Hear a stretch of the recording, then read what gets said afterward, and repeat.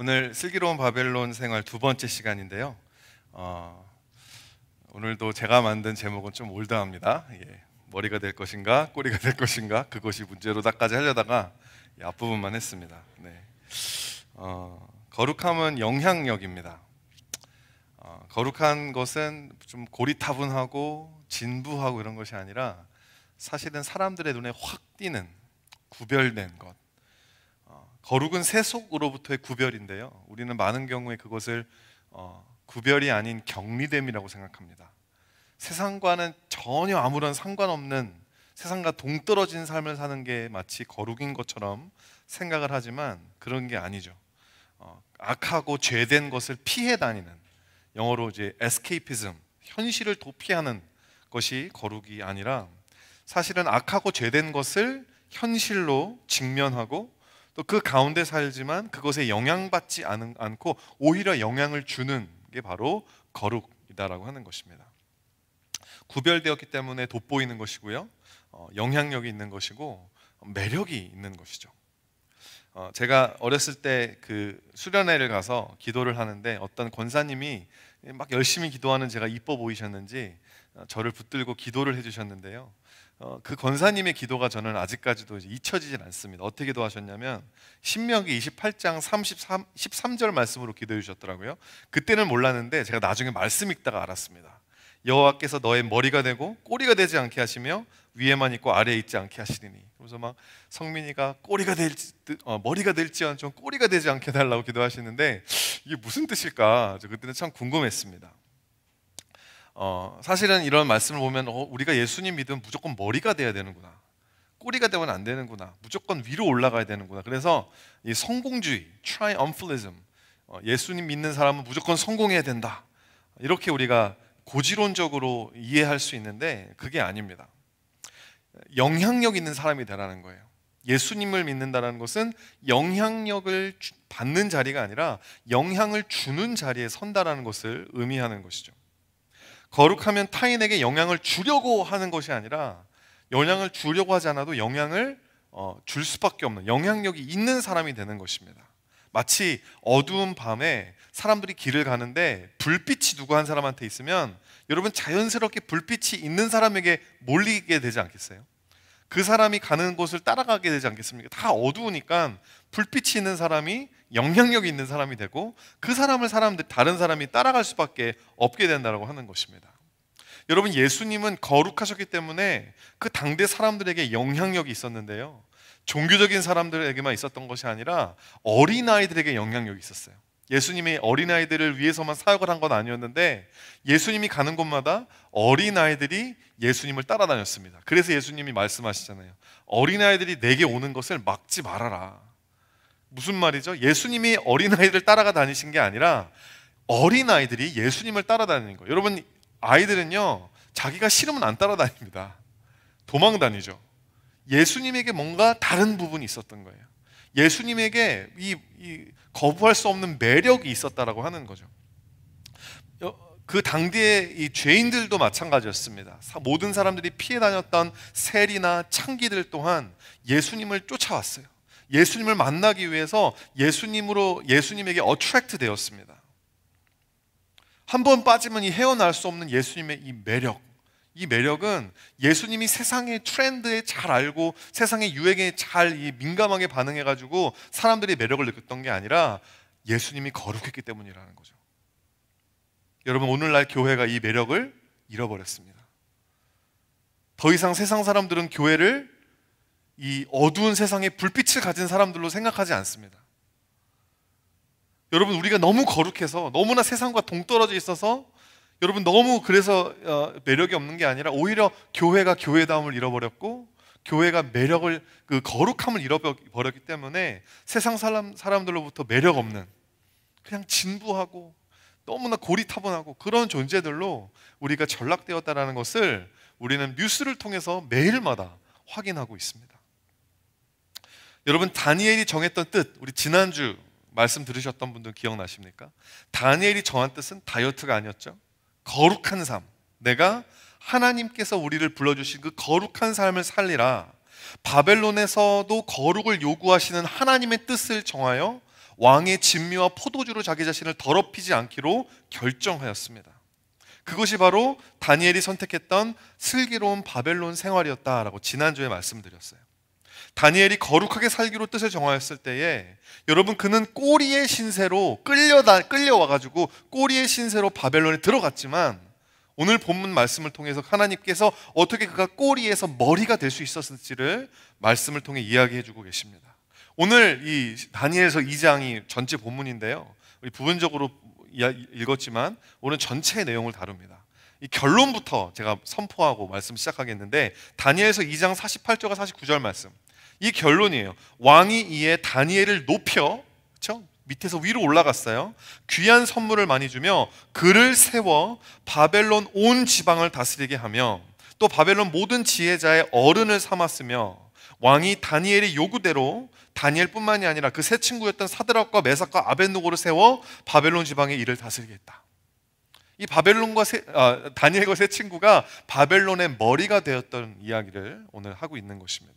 우리가 어떻게 하면 이 바벨론에서 거룩함으로 승부하고 거룩함으로 영향력 있는 삶을 살 수 있을까? 오늘 본문 말씀을 통해 세 가지 함께 살펴보기 원하는데요. 첫 번째, 하나님께서 만물의 머리 되심을 먼저 인정해야 된다는 거예요.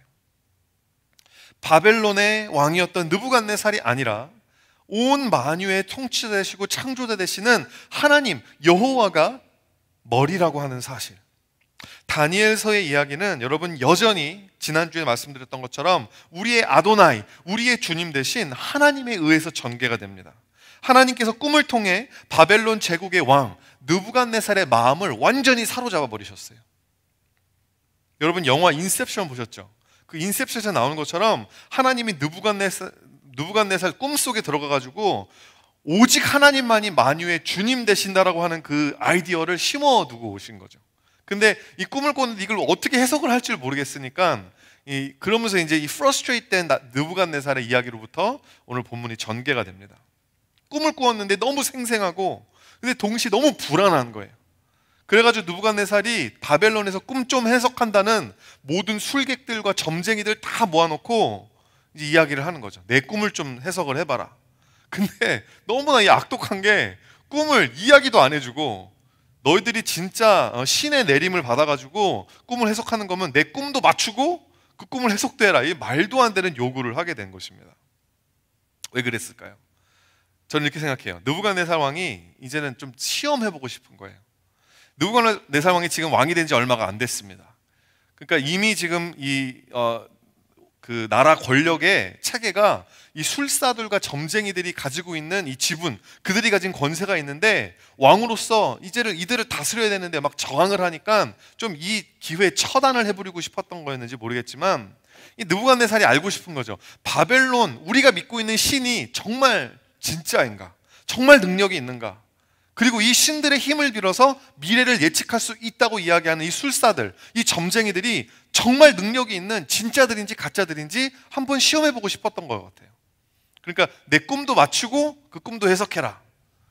근데 뭐죠? 아무도 못하는 거예요. 바벨론을 비롯한 고대 근동 집안의 술객들과 이 점쟁이들이 옛날에 예언을 하거나 점괘를 봤을 때 여러 가지 방법을 사용했는데요.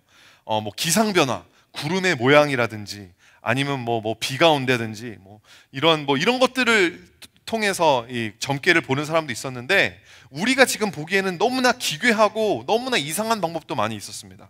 이 뭐였냐면, 우상 신전에 바치는 재물의 배를 가르잖아요.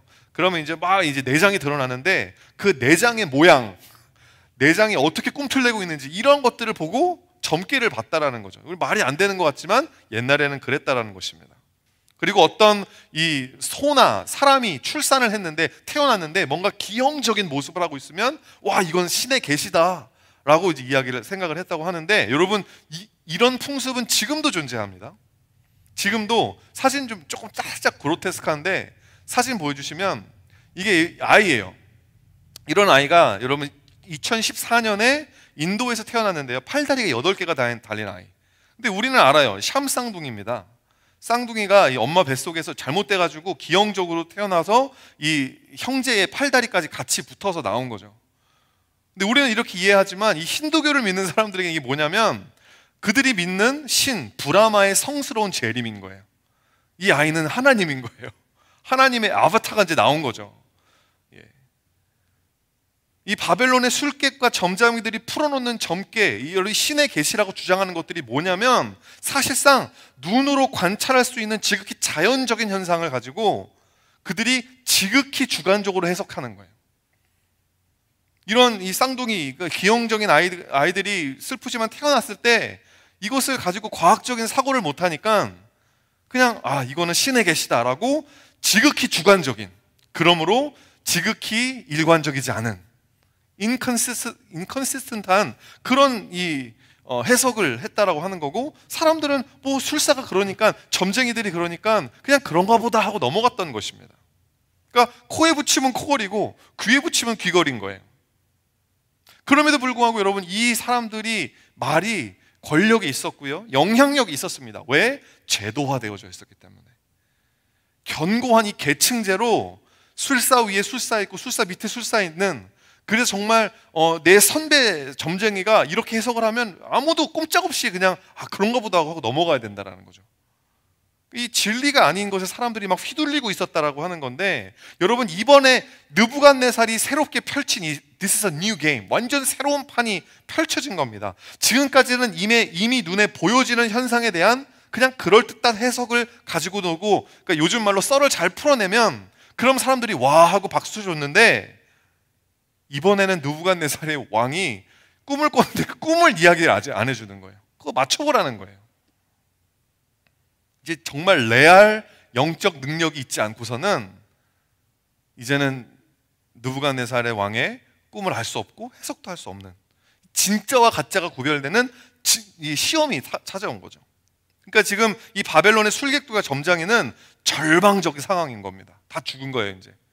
그리고 이제 못 맞추면 다 죽이겠다고 하니까, 나는 신의 계시를 받아서 구름의 움직임만 봐도, 이 내장의 움직임만 봐도 미래를 바라볼 수 있다, 뭐 이런 거짓말들로 사람들을 속이고 종교 노름으로 사회적 지위를 얻어가지고 온갖 부귀와 명예를 다 누리고 있었는데 이게 다 들통나게 생긴 거예요. 지금까지 이런 사기꾼들의 말을 듣고 왕노릇을 했다라는 걸 알게 된 이 느부갓네살이 진노하면서 다 죽여버리겠다. 얼마나 민감합니까? 꿈 때문에 꿈자리도 뒤숭숭한데 그냥 다 죽여버리겠다고. 이 위기의 상황에 지금 술사와 점쟁일로 이렇게 그룹되고 있었던, 교육받고 있었던 다니엘과 세 친구들도 똑같은 위기에 처하게 되었는데, 하나님의 사람들에게 위기는 언제나 기회가 되죠. 영향력을 발휘할 수 있는 기회가 찾아온 것입니다. 여러분, 이 이야기의 플롯을 딱 보고 보면 여러분, 하나님의 손길을 보실 수 있어야 돼요. 이 모든 일련의 사건들이 그냥 하나님의 개입하심이 없이는 불가능하다라고 하는 거죠. 세계를 힘과 군사력으로 제패한 이 황제의 잠자리 가운데 하나님이 꿈을 넣어주시지 않으셨다면, 그리고 그 꿈을 통해서 마음을 불안하게 만들지 않으셨다면, 그리고 그 꿈을 아무에게도 알려주지 않은 상태에서 해석을 요구하게 함으로 뜻을 정하여 거룩한 삶을 살기로 한 다니엘과 세 친구들이 바벨론의 꼬리가 아니라 머리가 될 수 있도록 하나님이 지금 인도하고 계시다라는 것을 보셔야 된다는 것입니다. 이 드라마의 엄청난 각본가로서, 어서로서 지금 역사하고 계신 하나님, 진정한 머리가 되시는 하나님, 느부갓네살이 머리가 아니라 진정한 머리는 하나님 여호와라는 것. 여러분, 그래서 다니엘이 하룻밤 딱 기도했는데 하나님이 바로 보여주세요. 이런 꿈이라고. 그리고 그래서 해석도 해주십니다. 그거를 한 번에 알게 된 다니엘이, 여러분, 오늘 본문 말씀해 보니까 찬양을 하기 시작하는데, 그 찬양을 우리 같이 함께 다시 한번 읽어보기 원합니다. 다니엘서 2장 20절부터 23절 표준 세번역인데요. 어떻게 찬양하는지 보세요. 지혜와 권능이 하나님의 것이니 영원부터 영원까지 하나님의 이름을 찬송하여라. 때와 계절을 바뀌게 하시고 왕들을 패하기도 하시고 세우기도 하신다. 지혜자들에게 지혜를 주시고 총명한 사람들에게 지식을 주신다. 심오한 것과 비밀을 드러내시고 어둠 속에 감추어진 것도 아신다. 그분은 빛으로 둘러싸인 분이시다. 나의 조상을 돌보신 하나님, 나에게 지혜와 힘을 주시며 주께 간구한 것을 들어주시며 왕의 명령한 것을 알게 해주셨으니 주께 감사하며 찬양을 드립니다. 여러분, 이런 찬양이 저와 여러분의 입술에서도 터져 나올 날이 오게 되기를 주의 이름으로 간절히 축원드립니다. 두 번째로, 세상 머리의 불완전함을 볼 수 있어야 돼요. 우선은 하나님의 머리 되심을 인정해야 되고, 두 번째로는 이 세상 머리는 불완전하다는 걸 알아야 합니다. 그래서 여러분, 다니엘에게 하나님께서 보여주셨던 느부갓네살 왕의 꿈에 나오는 이 꿈은 뭐가 있었죠? 신상이 있었어요. 거대한 스태츄, 그림 보여주시겠어요? 머리는 금으로 만들었고, 은은 가슴은 은으로 만들어졌고, 놋은 배와 넓적다리는 놋, 이 동으로 만들어졌고, 그 다음에 종아리는 쇠, 철로 만들어졌고, 그 다음에 발은 쇠와 진흙이 뒤섞여 있는, 그리고 마지막에 어떤 이 성경 말씀에 의하면 손으로 다듬어지지 않은, 사람이 만든 돌이 아닌 어떤 돌이 와가지고 이걸 다 산산조각을 내버리고, 그리고 이제 그 돌이 산이 되어가지고 온 세상을 덮었다. 이게 꿈의 내용이었습니다. 여러분, 어떻게, 누가 이야기해 주지 않으면 어떻게 이걸 압니까?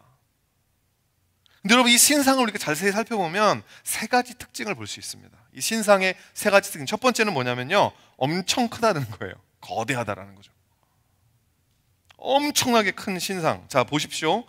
본문 말씀 31절과 32절 보면, 왕이여, 왕이 한 큰 신상을 보셨나이다. 그 신상이 왕이 앞에 섰는데 크고 광채가 매우 찬란하며 그 모양이 심히 두려우며 그 우상 머리는 순금이요.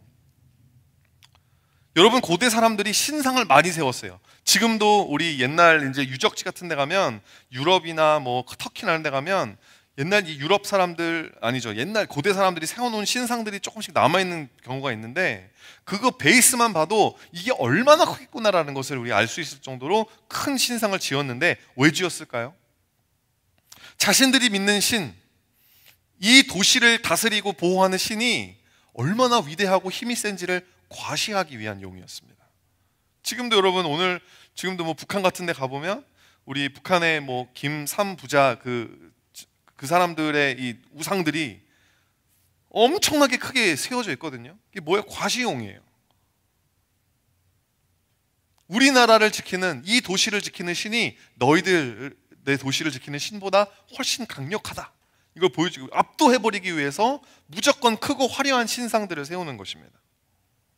느부갓네살 왕의 꿈에 나타난 신상은 이 고대 역사 가운데에 이 세계를 제패했던 제국들, 그 제국들을 하나하나씩 묘사하고 있는데, 이게 사실 이거에 대한 해석은 되게 여러 가지가 있는데요. 제가 가장 보편적인 거 하나만 말씀드리면, 이 금으로 만든 머리는 오늘 본문에도 이거는 정확한 거예요. 그 머리, 금으로 만든 머리는 바벨론을 상징하는 겁니다.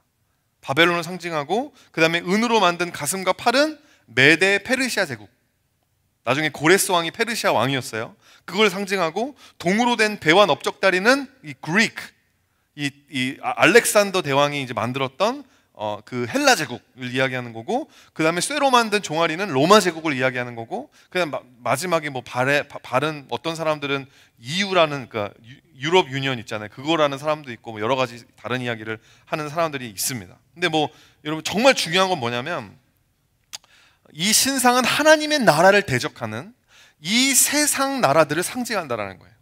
그 신상 전체가 하나님의 나라를 대적하고 하나님을 대적하는 세상 사람들, 세상 머리들을 상징한다라고 하는 것입니다. 근데 오늘 본문에서 중요한 건 뭐냐면, 느부갓네살한테 중요한 건 뭐였냐라는 거예요. 느부갓네살한테 중요한 건 뭐였냐? 자, 다니엘서 2장 37절과 38절입니다. 자, 다니엘이 이렇게 얘기하는 거예요. 왕이여, 왕은 여러 왕들 중에 왕이시라. 하늘의 하나님이 나라와 권세와 능력과 영광을 왕에게 주셨고, 사람들과 등심과 공중의 새들 어느 곳에 있는 것을 막론하고 그것들을 왕의 손에 넘기사 다 다스리게 하셨으니 왕은 곧 그 금머리이니이다. 느부갓네살이 세상 머리, 그 순금으로 만든 바벨론 왕이라고 하는 거예요. 제 생각에는 느부갓네살이 이 포인트에서 이 해석이 마음에 들었던 것 같습니다. 내가 머리라고? 오케이. 느부갓네살한테 중요했던 거는 자기가 머리였다라는 거죠. 우리가 다다음 주 설교 시간에 보겠지만, 느부갓네살은 정말 머리끝부터 발끝까지 교만함으로 가득했던 사람이었어요. 여러분, 이 세상 나라의 거대함, 그것을 과시하고자 큰 신상을 세우는 거, 그 안에 뭐가 있는 거죠? 교만함이 있는 거예요. 내가 세상 최고라는 그런 생각이 있다라고 하는 것입니다. 여러분, 성경 말씀에 머리가 되고 꼬리가 되지 말라는 것은 느부갓네살처럼 너가 최고다, 그런 이야기를 하는 게 아니에요. 여러분, 머리가 되는 것을 좋아하는 것. 나는 머리가 아니면 아무것도 하기 싫어. 나는 목자가 아니면 나는 목자 안 할 거야. 여러분, 그건 좋은 목자가 아닙니다. 내가 좋은 팔로워가 좋은 리더가 될 수 있는 거거든요. 근데 느부갓네살은 자기만 머리여야 되는 거예요. 자기만 거대하게, 자기만 드러나야 된다고 하는 것입니다. 여러분, 하나님의 머리 되심을 인정하지 않고 공동체에서 하나님이 머리로 세워주신 이 권위자들에게 굴복하기 싫어서, 그래서 내가 스스로가 머리가 되려고 하는 마음가짐은 분열과 불행의 불씨가 된다는 거죠. 이 거대함은 그래서 이게 정말 영광스러운 게 아니에요. 교만함으로 가득 차 있다는 것입니다. 이 세상 머리는. 두 번째, 이 신상의 두 번째 특징은 불안하다는 것입니다. 꿈의 해석의 중요한 요소, 여러분, 이 기독교 안에도 꿈 해석이라는 게 있어요.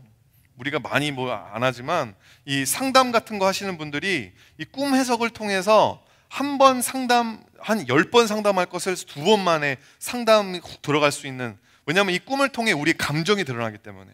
꿈을 해석할 때는 뭔가 그 내용이 중요한 게 아니래요.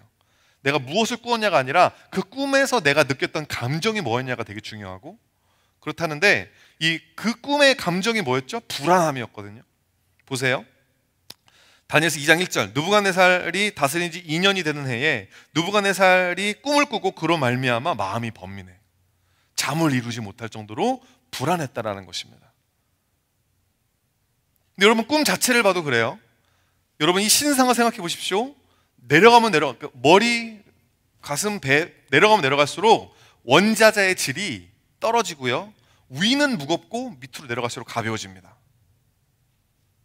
하중을 견딜 수 없는 아주 압제적이고 불안한 구조예요, 신상이. 겉으로 보기에는 엄청 크고 화려하지만, 삐까뻔쩍하지만 구조상 내재적으로 가지고 있는 문제가 있다는 것입니다. 그게 이 세상이에요. 치명적인 구조적 문제를 가지고 있다는 거. 제가 몇 년 전에 이 야고보서 설교하면서 드렸던 통계 자료였는데요. 여러분, 2005년 통계인데 대한민국 전체 토지의 98.3%를 상위 10% 사람들이 가지고 있습니다. 머리는 순금이에요. 엄청 무거워요. 다 거기 들어가 있어요. 하지만 밑으로 내려가면 내려갈수록 가난해지고, 내려가면 내려갈수록 더 찌들게 되고, 상위 1% 사람들, 한 50만 명 정도 되는 사람들이 전체 토지의 57%를 가지고 있다. 여러분, 한국에서는 요즘 조물주 위에 건물주잖아요. 땅 가지고 있고 건물 가지고 있으면 평생 아무 일도 안 하고 그냥 불로소득하면서 잘 먹고 잘 살 수 있는 거 아닙니까? 근데 여러분, 그 구조가 정말 맞느냐라는 거예요. 여러분처럼 흙수저 물고 태어난 사람들은 죽으라고 일해도, 평생을 일해도 집 한 채 장만을 못 하는데, 어떤 사람들은 그냥 부모 잘 만나서 물려받은 재산 그냥 그거 가지고 살면서, 그냥, 여러분, 그게 공정한 세상이냐고요. 이 세상이 여러분 근데 그렇습니다. 지금만 그런 게 아니라 여러분 항상 그래 왔어요. 강한 자가 약한 자 위에 군림하고 압제하는 이 양육강식의 구조는 가인이 하나님의 얼굴을 피해서 세상 문명을 만들기 시작했을 때부터 존재했던 적폐 중 적폐입니다. 권력과 재물이 모두 상위에 집중되어 있어요. 이 불안한 구조에 갇혀 사는 사람들은 불안할 수밖에 없는 거예요. 밑에 있으면 깔려 죽는 거예요. 여러분, 그래서 우리에게도 왕을 주십시오. 우리도 다른 나라들처럼 왕을 섬기고 싶습니다. 요구했던, 사무엘 선지자에게 요구했던 이 백성들에게 사무엘이 뭐라고 이야기하는지 보십시오. 사무엘상 8장 11절부터 15절 말씀, 표준 세번역인데 뭐라고 하냐면, 이 세상 왕들은 이런다라는 거예요. 너희를 다스릴 왕의 권한은 이러하다. 그는 너희의 아들들을 데려다가 그의 병거와 말을 다루는 일을 시키고 병거 앞에서 달리게 할 것이다. 총알바지를 쓰겠다라는 거예요, 너희들 아들을. 그는 너희 아들들을 천부장과 오십부장으로 임명하기도 하고 왕의 밭을 갈게도 하고 곡식을 거둬들이기도 하고 무기와 병거의 장비도 만들게 할 것이다. 마음대로 써먹겠다라는 거죠. 그들은 너희의 딸들을 데려다가 향유를 만들게 하고 요리도 시키고 빵을 굽게 할 것이다. 그는 너희의 밭과 포도원과 올리브 밭에서 가장 좋은 것을 가져다가 왕의 신하들에게 줄 것이며 너희가 거둔 곡식과 포도에도 열의 하나를 거두어 왕의 관리들과 신하들에게 줄 것이다. 다 약탈해 갈 거라고 하는 거죠. 이게 세상 나라라는 거예요.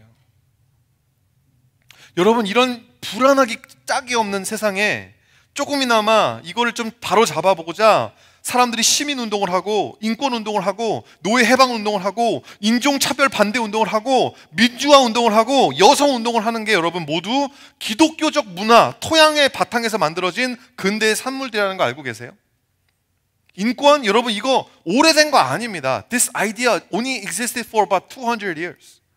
인류의 2000년, 3000년, 4000년, 5000년 되는 역사 가운데에 아주 지극히 작은 부분, 일부분일 뿐이라는 거예요. 이것도 여러분 누가 만든 거냐면 기독교인들 머리에서 나온 거라는 거죠. 성경에서 나온 아이디어라고 하는 것입니다.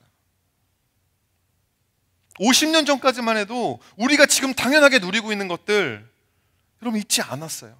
50년 전에는요, 여러분 복음주의 교회가 이런 사회 운동의 중심에 있었는데요, 어느 순간부터 교회가 이런 것들 다 포기해 버렸어요. 교회 중심에, 건물 중심에, 전통 중심에, 종교적 중심에 이런 예배로 다 전환해 버려서 세상을 등져 버렸습니다. 세상 것들은 세속적인 거니까 우리는 거룩하니까 스스로를 거룩하게 구별한 게 아니라 격리시켜 버린 거죠. 그때부터 세속화는 여러분 더 많이 일어나고 교회는 세상으로부터 멀어질 수밖에 없고 물과 기름처럼 섞이지 않고 여기까지 오게 되었다고 하는 것이죠. 하지만 역사적으로 여러분 알고 계셔야 돼요. 역사적으로 기독교가 인류에 기여한 거, 여러분 이 선한 일들이 기독교가 지금 잘못하고 있는 것보다 100배, 1000배는 더 많다는 거 알고 계셔야 합니다. 마지막 세 번째, 이 신상의 특징은요, 피할 수 없는 종말, 언젠간 곧 무너질 거라는 것이죠. 근데 그냥 무너지는 게 아니라 34절과 45절 말씀입니다. 또 왕이 보신즉 손대지 아니한 돌이 나와서 신상의 새와 진흙의 발을 쳐서 부서뜨리매, 뭔가 엄청난 힘이 이 돌이 날라와서 이 신상을 부셔버릴 거라는 거예요. 손대지 아니한 돌이 산에서 나와서 새와 놋과 진흙과 은과 금을 부서뜨리는 것을 왕께서 보신 것은 크신 하나님이 장래일을 왕에게 알게 하신 것이라 이 꿈은 참되고 이 해석은 확실하나이다. 여러분, 세상 나라와 그것을 다스리는 세상 머리들을 총칭하는 이 신상이 손대지 아니한 돌, 즉 사람의 손에 의해서 만들어지지 않은 이 돌에 은해서 완전히 무너지게 될 것이다. 이 신상은 its days are numbered. 그 마지막 날이, 종말이 계수가 되어져 있다는 거예요. 겉으로는 거대하고 화려하지만 내부적으로는 불안하기 그지없는 이 세상 나라가 언젠가는 사람의 손에 의해 만들어지지 않은 하나님의 나라에 의해서 완전히 압도될 것이고 그 끝을 맞이하게 될 것이라는 거. 하늘에서 뜻이 이루어진 것처럼 이 땅에 하나님의 뜻이 반드시 이루어지게 될 것이라는 거.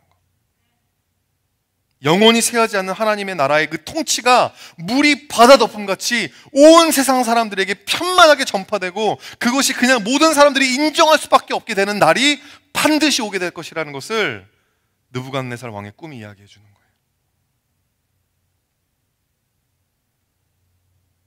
여러분, 지금 이 세상의 악한 사람들이 다 해먹고 있어요. 진리를 아는 사람들은 이제는 핍박당할 수밖에 없는 세상이 오고 있습니다.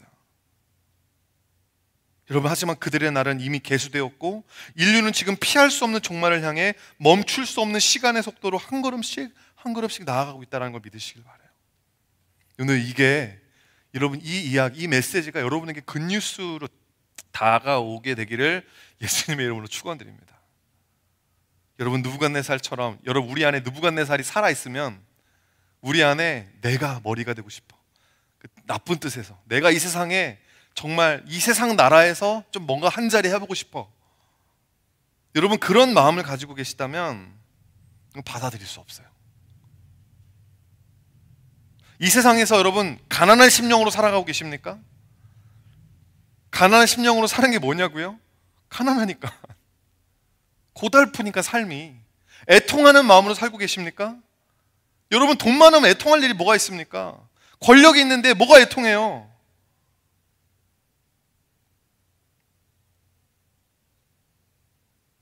여러분 이 세상에서 가난한 심령으로 살 수밖에 없는 사람들이, 그 사람들에게만 이 메시지가 굿뉴스, 복음인 거예요. 그게 아니면 느부갓네살처럼 이 불안한 구조에서 조금이라도 수혜를 받는 사람들에게는 이 피할 수 없는 종말의 이야기가 It's a bad news. 거부하는 거죠. 회개하고 복음을 믿으십시오. 하나님의 나라의 백성이 되십시오. 여러분 중간에서 어물쩡거릴 시간이 없습니다. 어물쩡거릴 수도 없습니다. 이 세상 나라에, 이 세상에 속한, 그래서 이 세상의 머리를 향하여서 전력 질주하는 사람으로 살든지, 아니면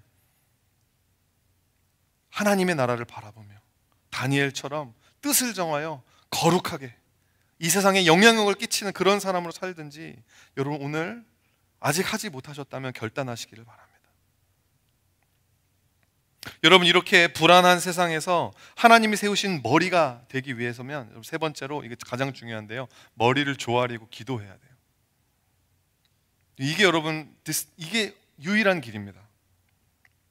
다니엘이 여러분 어떻게 느부갓네살의 꿈을 알고 그걸 해석할 수 있었을까요? 그가 꿈 해석학 이렇게 해가지고 점수를 잘 받아서, 정치적으로 라인을 잘 타서, 돈이 많아서, 그런 게 아니었어요. 어떻게 왕의 꿈을 알게 됩니까? 그 질문을 받았을 때 다니엘서 2장 27절과 28절 보면, 다니엘이 왕 앞에 대답하여 이르되, 왕이 물으신 바 은밀한 것은 지혜자나 술객이나 박수나 점쟁이가 능히 왕께 보일 수 없으되 오직 은밀한 것을 나타내실 이는 하늘에 계신 하나님이시라. 그가 느부갓네살 왕에게 후일에 될 일을 알게 하셨나이다. 오직 하나님에게 기도할 때, 하나님에게 그걸 여쭐 때, 우리가 하나님과 함께 기도하는 삶, 하나님과 동행하는 삶을 살 때, 여러분 이 어두운 세상에서 불빛을 든 사람으로 우리가 살 수 있다는 것입니다. 사랑하는 성도 여러분, 기도가 그런 것임을 믿으세요? 우리가 기도할 때, 우리가 믿음으로 하나님 앞에 나아갈 때, 여러분 우리가 허공에다 대고 이야기하는 게 아니잖아요. 여러분 하나님은 말 못하는 돌덩어리가 아니에요. 하나님은 여기만 갇혀 계신 분이 아니에요. 코비드-19 때문에 집에서만 예배드리고 집에서만 기도하고 하는 게 여러분 너무 힘드셨죠?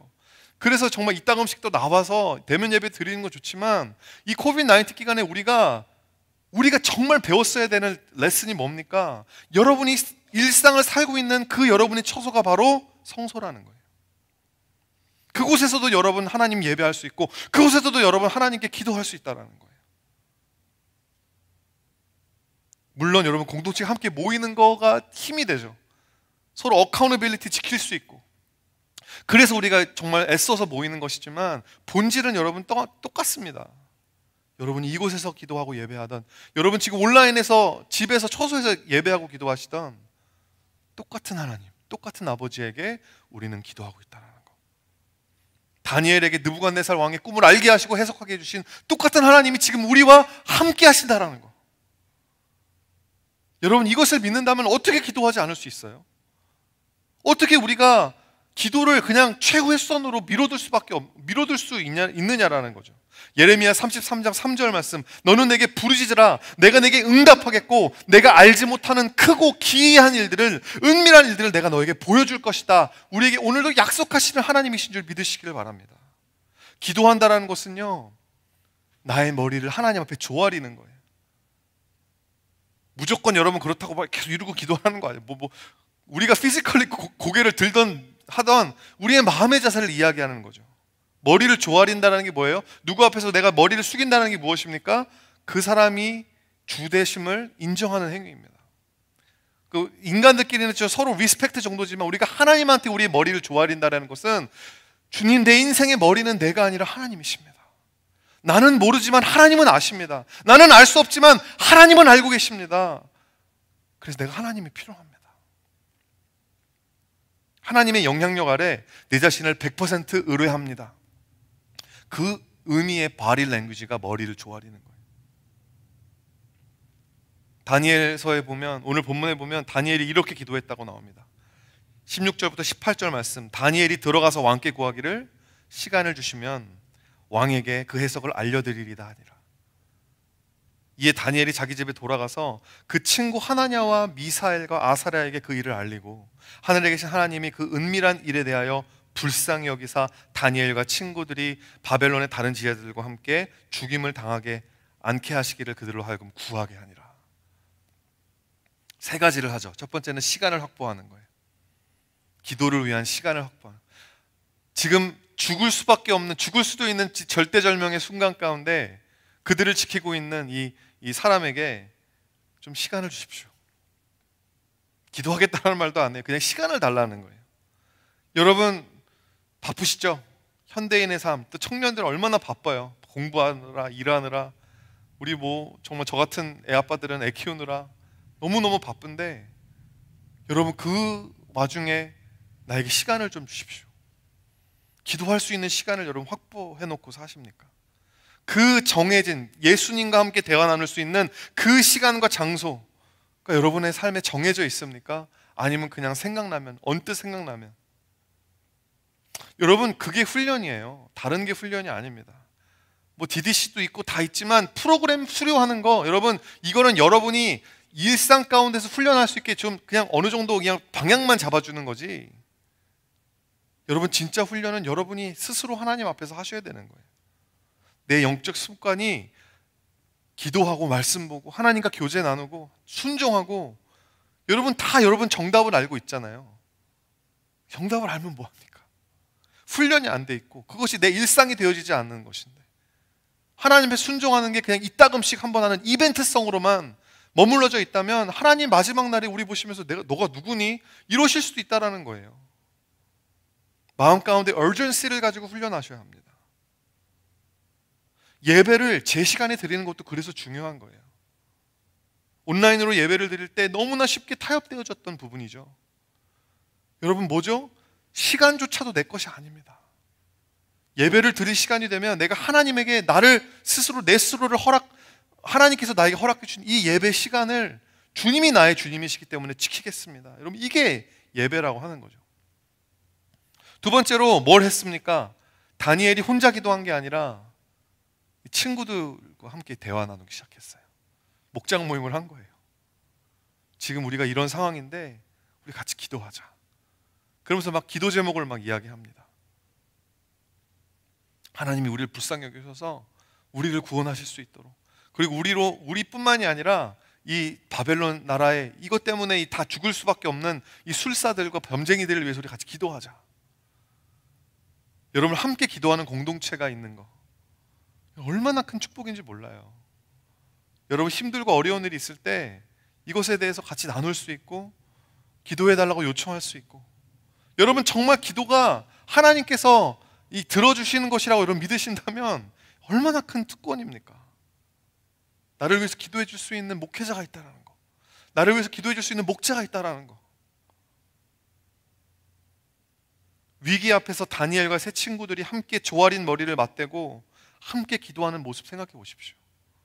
이 어려운 상황 가운데, 이 위기의 상황 가운데서 기도를 최후의 수단이 아니라 최선의 선택으로 두었던 다니엘과 세 친구들의 이 모습, 하나님 보시기에 얼마나 예쁘고 기특하고, 하나님이 이런 사람들한테 영향력을 주고 싶으신 거예요.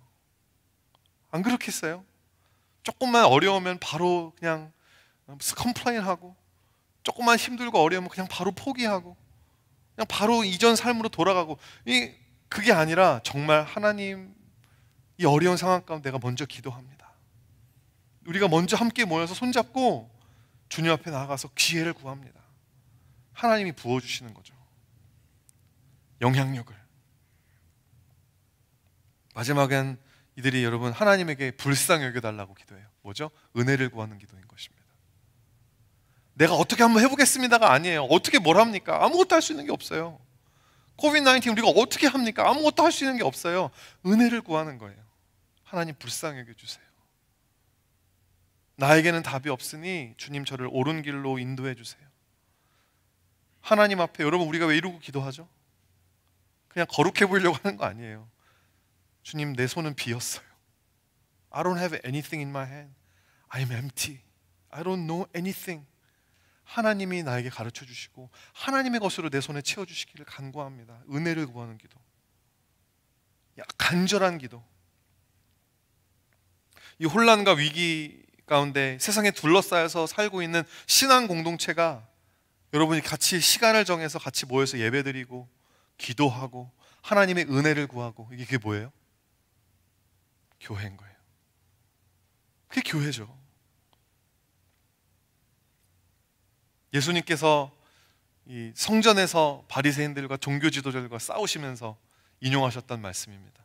이사야서 56장 7절, 내가 곧 그들을 나의 성산으로 인도하여 기도하는 내 집에서 그들을 기쁘게 할 것이며 그들의 번제와 희생을 나의 제단에서 기꺼이 받게 되리니 이는 내 집은 만민이 기도하는 집이라. 일컬음을 댈 것이라. 하나님께서 이 세상에 교회를 왜 세우셨습니까? 그냥 우리끼리 잘 먹고 잘 살으라고, 너희들끼리 잘 안에서 봉사하고 그냥 교회들끼리만 살으라고, 여러분 그러라고 지어 놓으신 게 아니죠. 여러분 놀라지 마세요. 하나님이 교회를 이 세상에 세우신 이유는 교회가 이 세상의 머리이기 때문에 그래요. 꼬리가 아니라. 지금은 여러분 우리가 꼬리처럼 휘둘리고 있어요. 우리가 영향력을 잊어버려서, 매력을 잊어버려서. 근데 여러분 하나님께서 교회를 만드실 때는 세상의 머리가 되게끔 만드셨습니다. 교회는 세상의 머리가 되어야 돼요. 교회는 세상으로부터 영향을 받는 게 아니라 세상에게 영향을 주는 곳이 되어야 합니다. 근데 어떻게 할 때 그게 가능하냐면 만민이 기도하는 집, 기도가 회복될 때. 여러분 그거밖에 없어요. 이 시대의 다니엘들이 3, 4, 5 모여서 기도하기 시작할 때, 하나님 우리는 아무것도 할 줄 아는 게 없습니다. 하나님 우리에게는 소망이 없습니다. 주님 없으면 우리 죽을 수밖에 없습니다. 하나님 지혜를 주시옵소서. 하나님 은혜를 주시옵소서. 여러분 그렇게 우리가 기도하기 시작할 때 하나님의 나라가 먼저 이곳에 임할 줄 믿으시길 바랍니다. 그 하나님의 나라, 그 하나님의 영향력이, 그리고 우리가 흩어졌을 때 우리의 일상 가운데서 우리의 가정으로, 우리의 일터로 그렇게 퍼져나게, 여러분 그게 교회의 모습이라는 거예요. 에베소서 1장 22절 말씀에 여러분 이 이야기가 나오는 거예요. 또 만물을 그의 발 아래 복종하게 하시고 그를 만물 위에 교회의 머리로 삼으셨느니라. 다른 설명 못하지만 여러분 그냥 간추려서 이야기하면 뭐냐면 교회의 머리는 누구죠? 그리스도. 하지만 만물의 머리는 교회라는 거예요. 하나님께서 아담을 통해서 에덴 동산을 다스리셨던 것처럼 하나님께서는 교회를 통해서 오늘날도 이 세상에 하나님의 통치, 하나님의 사랑, 이것이 흘러나가기를 원하신다는 거죠. 말씀을 정리합니다. 여러분 그렇게 다니엘이 기도하고 그렇게 거룩으로 영향력을 끼쳤을 때 다니엘서 2장 46절 47절 보니까 이에 느부갓네살 왕이 엎드려 다니엘에게 절하고, 광경이 상상이 되세요? 프라임 미니스터가 여러분한테 와서 절하는 거예요. 너무 고맙다고. 그리고 막 예물과 향품을 그에게 주게 하니라. 왕이 대답하여 다니엘에게 이르되 너의 하나님은 참으로 모든 신들의 신이시오 그 모든 왕의 주제시로다. 내가 능히 이 은밀한 것을 나타내었으니 내 하나님은 또 은밀한 것을 나타내시는 이로다. 여러분 그 세속적이고 우상을 평생 동안 숭배했던 사람으로 하여금 하나님의 영광, 하나님의 지혜, 하나님의 하나님 되심을 인정하게 만들었고, 이게 영향력이라는 것입니다. 이게 거룩함이라는 거예요.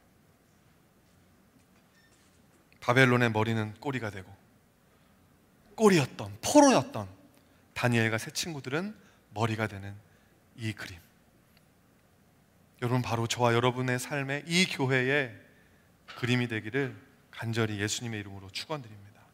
세상에 선한 영향력을 끼치는 교회가 되길 소망함으로 기도하는 성도의 삶을 회복합시다. 아멘.